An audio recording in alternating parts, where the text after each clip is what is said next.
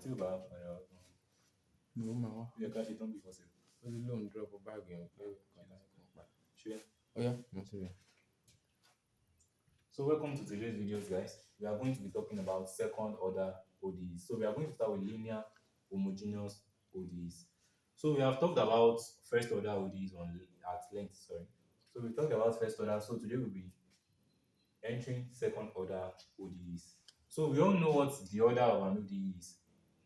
So second order ODEs take this form: A naught, which is a function of x, y double prime, this is the second order, plus the second one, A1, is also a function of x. It can also be a function of x, y prime, plus the second x, y equals to another function of x. So this is the form that a second order ODE takes. A second order ODE takes this form: A naught x1, which is a function of x. All these a's are functions of x. All the coefficients of the derivatives and the what's it called, y, our dependent variable, they can be, sometimes they are functions of x, sometimes, or let me say most times. But what if we say all of them are constant? What if we make all of them constant and say A naught, A1, and A2, they are constants?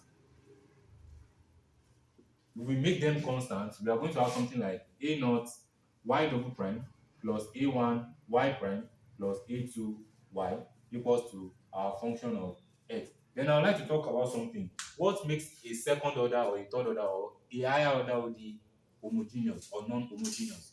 If you look at this, we are going to have a function of x on this side, and if that function of x is equivalent to 0, it is homogeneous. If it's not equivalent to 0, it is non-homogeneous. Non-homogeneous means it's not equivalent to 0. In which sense? The function of x you are going to have on this side is not going to be 0. It can be something like 4x, it can be something like e raised to power x, it can be something like sin x. So it can be an algebraic function, it can be any function. As long as the function is not 0, it is no longer homogeneous. So if it is equivalent to 0, if it is equal to 0, that means it is homogeneous. So today we'll still be talking about homogeneous ones, which is the ones that are equal to 0. So let f of x be equal to 0 in this case.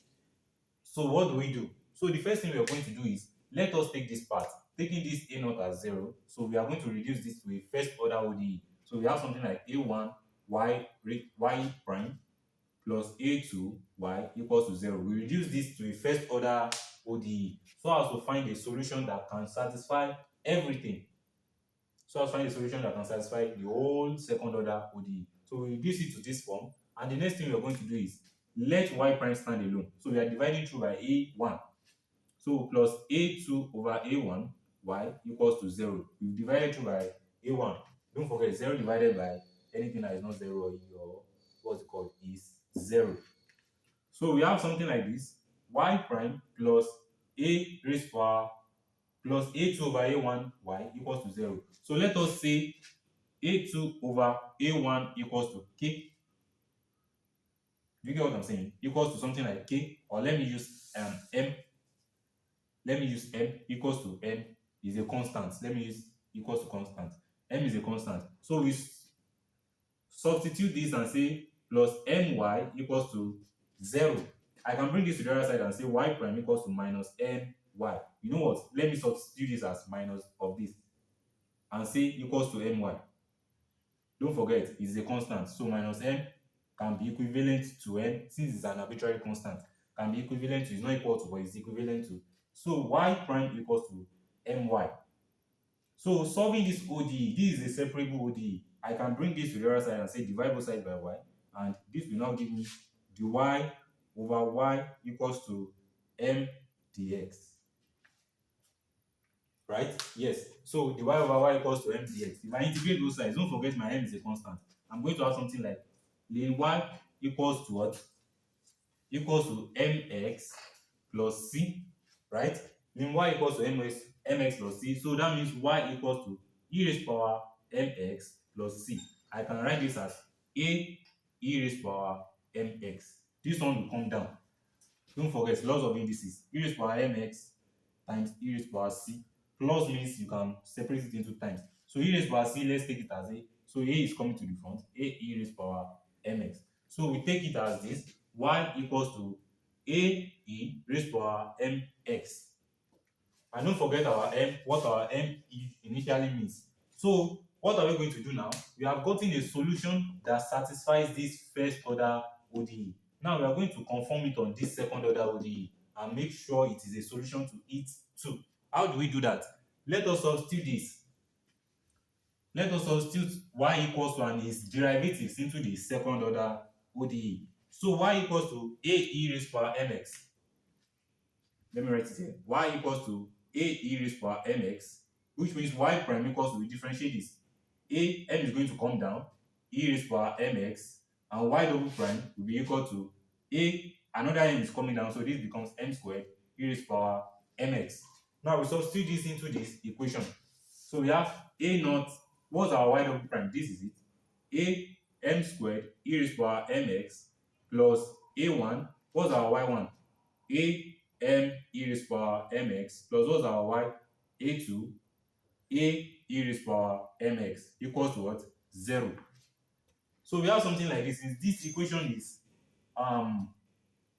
equation is linear, we can factor out a e raised power mx, and we have something like a e raised power mx into bracket a naught, a has gone, e raised power mx has gone, we have m squared plus a is going, e raised power mx is going, plus m, plus a is going, e raised power mx is going. Oh, sorry. A1 m plus is only a2 that will remain here. Everything is equal to 0. So we can divide through by this, where this is non-zero, please. This whole function is non-zero because anything divided by 0 is not possible. Wait, even if it is 0, 0 divided by 0 is 0. I mean, yeah, so it's going to work. So we divide through by this, and we have something like, anyhow, we have something like a naught m squared plus a1 m plus a2 equals to 0. So this equation that we got here is what we call our auxiliary equation or characteristic equation. So we call this our characteristic equation. So whenever we are looking for the solution to any second order homogeneous equation, we have to first find the auxiliary or characteristic equation. And how do we do that? We use this substitution that we have made already. A equals to e raised power mx. This y equals to e raised power mx, sorry. This a is an arbitrary constant on its own too. It's an arbitrary constant from what we did initially. So basically, we are now going to write y equals to, don't forget, after we have done that one, we can get any value for m. So basically, this a depends a lot on what we get. So it means this y equals to e raised power mx is the substitution that we'll be using whenever we have an homogeneous second order equation. So we are going to use, okay, let's talk about this before we go to that, before we go to using some examples. Look at this. This is a quadratic equation, which means our m can yield multiple values. It can yield, let's say this is a quadratic equation, so we can have two roots. We can have r1, or we can have two roots, m1 and m2. We can have two answers for this. If you understand what I mean. A quadratic equation will always yield two answers, two roots. M1 can be different from M2. M1 and M2 can be the same thing, or they should be in complex number. So those are the three cases that can exist. So we are going to use some examples to work that out. We are going to use some examples to show that our M can be in three different forms. The first form you can have is when both of them are equal, which means M1 is equal to M2. We can have situations in which both are distinct or different, in which M1 is not equal to M2. And we can have a situation in which both are complex numbers. So this one is where we are now going to be getting M1 is not equivalent to, or let's say it can be equivalent to, but M1 and M2 will be in form of something like a constant plus or minus another constant I. Complex number, the ones in complex number. So let me use an example. Example 1. Y double prime minus 6y prime plus 9y equals to 0. Now, whenever we want to find the solution to this, we are going to use the substitution we have done. Y equals to e raised to power mx. Y equals to e raised to power. This m, you can use anything you want. You can use y equals to e raised to power rx. You can use y equals to e raised to power lambda x. You can use any substitution for this m. M is an arbitrary constant which we have to find. So y equals to e raised to power mx, which means y prime equals to m will come down, m e raised to power mx, and y double prime equals to m squared e raised to power mx. So let's substitute this into this equation. Y double prime is what? M squared e raised to power mx minus 6. What's y prime? M e raised to power mx plus 9. What's y? E raised to power mx. Everything is equal to 0. It's an homogeneous equation, so it's equal to 0. So what do we do next? We divide through by we divide through by e raised to power mx, everything. Or let me factor it out first. E raised to power mx into bracket m squared minus 6m plus 9 equals to 0. So if I divide through by this, I'm going to get my characteristic equation or auxiliary equation, which is m squared minus 6m plus 9 equals to 0. This is the characteristic equation I've gotten. So we find the solution to this. The solution to this is, looking at this, we have minus 3 minus 3. Minus 3 times minus 3 will give us plus 9. So I can say this is m minus 3 equals to 0. M times m squared, m minus 3 minus 6m minus 3 minus 3 plus 9. So solving this, we are going to get m equals to 3, and this is happening twice, right? M is 3 and 3. M equals to 3, my equals to 3, m2 equals to 3. So we can see in this case, both of them are equal. Both of them are equal. So what do we do in this case? Our y equals to e raised to power mx. So which means in this case, y equals to what? E raised to power mx 3x. So this is y1. y1 equals to c1 or a. I can use a or c1. Let me use c1. c1 e raised to power 3x. So what will y2 be? y2 will now be a multiple. In terms of x, you multiply this one by x. So we have c2x e raised to power 3x. If there is a y3, you now get c3. We have used the x already. You use x squared now. X squared e raised to power 3x. If there is a y4, you get something like c4 x cubed e raised to power 3x. The e raised to power 3x is going to continue since it is duplicating itself.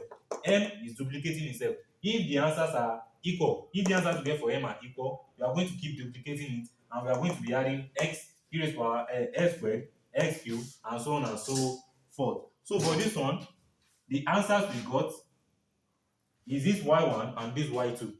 So we have c1 e raised to power 3x and c2 is x e raised to power 3x. You multiply this one by x, so you get this. So we have y, our final answer, y equals to c1 e raised to power 3x plus c2 e raised to power x e raised to power 3x, which is the same thing as saying e raised to power 3x into bracket c1 plus c2x. And this is the final answer. So this is the solution for the first ODE that I have given. This ODE, using the substitution y equals to e raised to power mx. So the first case, we have encountered the first case where both of them are real. Okay, so we have encountered this case. Now, let's see another question on this. So we have y double prime minus 2y prime plus 10y equals to 0. Now, using our substitution, y, so by now you should be able to write out the characteristic equation of an ODE like this purely by looking at it. So for this, we are going to have something like m squared minus 2m plus 10 equals to 0. So this is the characteristic equation without going far. So now let's solve this. This is 10. This is minus 2. Let's use our quadratic, what's it called? M equals to minus b, that's plus 2, plus or minus square root of b squared, that's 4 minus 4ac, 4 times this is 40. Wow, so this generates over 2 over 2. This will generate a complex stuff. So we have 2 plus or minus square root of minus 36 over 2, which is m equals to 2 plus or minus, the square root of minus 36 is 6i. 6i over 2, m equals to what? Dividing both sides, both of them. So we have 1 plus or minus 3i. So this is our m, which is a complex root. So m1 equals to 1 plus 3i, and m2 equals to 1 minus 3i. 1 minus 3i. So now let's use this y equals to e raised to power 1 plus or minus 3i. Let's use this first. Let's use the plus first. We are going to get something like y1 equals to c1. Sorry about that. So we are going to get something like this is our mx. c1 e raised to power multiplied by x plus 3ix. Now, what do you do when you have a complex number in our root, in our power? E raised to power I, let's say ax. A is an arbitrary constant. It's same thing as, according to Bernoulli, it's same thing as cos ax plus sine ax. You put your y in front, I in front, plus I sine ax. This is complex numbers. This can be transformed to something like this: cos ax plus I sine ax. But since I is a constant, in ODE we write it as e raised to power I ax equals to a cos ax plus b sine ax, where your a and b are arbitrary constants, or you can write as c1 cos ax or plus c2 sine ax. c1 cos ax plus c2 sine ax. So if we are to finish this, we are going to generate something like, the solutions that we give us will be something like y1 equals to e raised to power x plus, since this is plus, I can turn it to times e raised to power 3ix. So it's going to give me something like e raised to power x times, this one we transform it into sine and cos. A or c1, let me use c1. c1, the first constant, c1 cos 3x plus c2 sine 3x.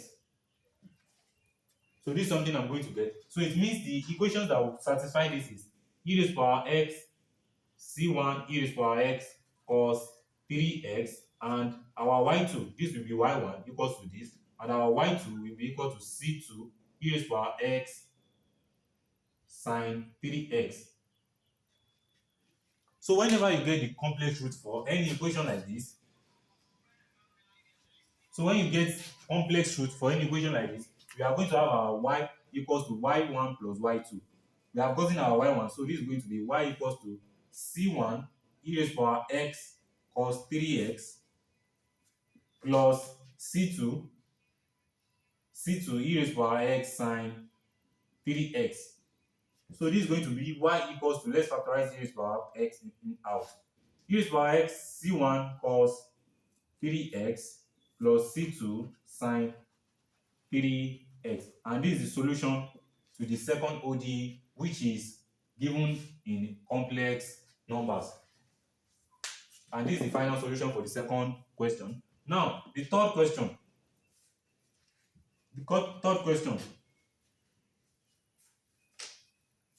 Or let me say this.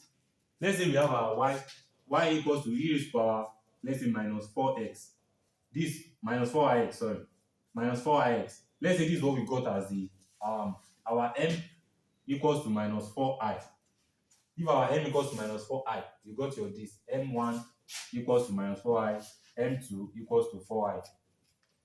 4i, yes. So what you are going to do is y equals to, let's talk about this one first, e raised to power minus 4ix. So e raised to power minus,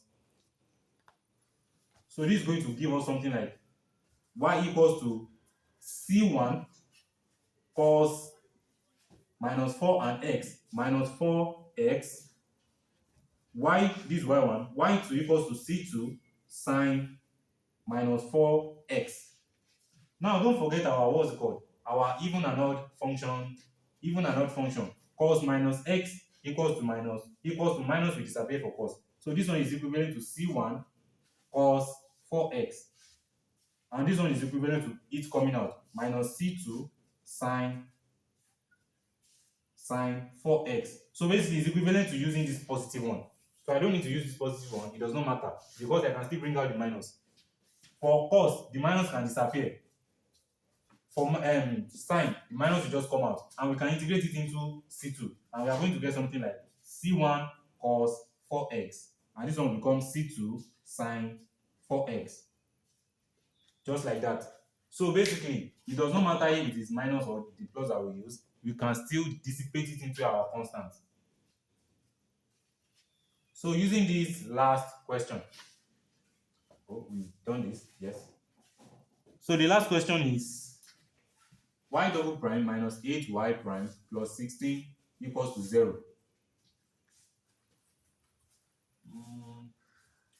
Okay, so this is going to give us r squared minus 8r. You can use r, you can use m squared minus 8m plus 16 equals to 0. Looking at this, we have minus 4 and minus 4. R minus 4 squared equals to 0. We have minus 4 and minus 4. R minus 4 equals to 0. That's what I mean. So R can be equal to 4 or 4. R is equal to 4 or 4. So that will mean our y equals to e raised to power 4x. R equals to e raised to power 4x. This is the real, but it is still the same thing. Both are equal. So that means after we have gotten this, we are going to just use our y1 equals to this. Y1 equals to c1 e raised to power 4x, and our y2 will be equal to c2. We multiply it by x e raised to power 4x, and that's the solution to, okay, the solution equals to y1 plus y2, and that's equal to c1 e raised to power 4x plus c2 x e raised to power 4x, and we have gotten the solution to our third question. So this is how to solve linear homogeneous ODEs. Linear homogeneous ODEs are the ones that are equal to 0. So whenever you see an equation like this that you are asked to solve, when the coefficient of y prime, y and y double prime, y prime and your y, if there's no y there's no problem. Oh, sorry, 16y equals to 0. If there is no y, we are supposed to talk about that. I'm going to talk about that in the next video we are going to be doing. When y is missing, what do you do? When x is missing in an equation, what do you do? So for this one now, whenever you see an equation in this form, you first solve the homogeneous ODE.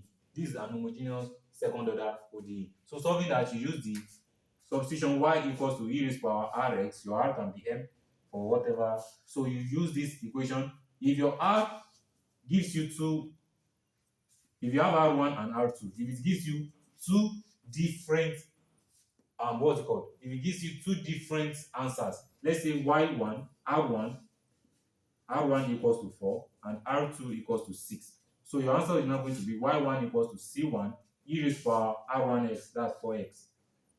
y2 will be equal to c2 e raised to power r2x, that's 6x. So both of them are valid answers to the ODE that you are given. Any ODE that you are given, both of them are valid answers. And that brings us to the end of this video. Make sure you like, make sure you share, and make sure you subscribe.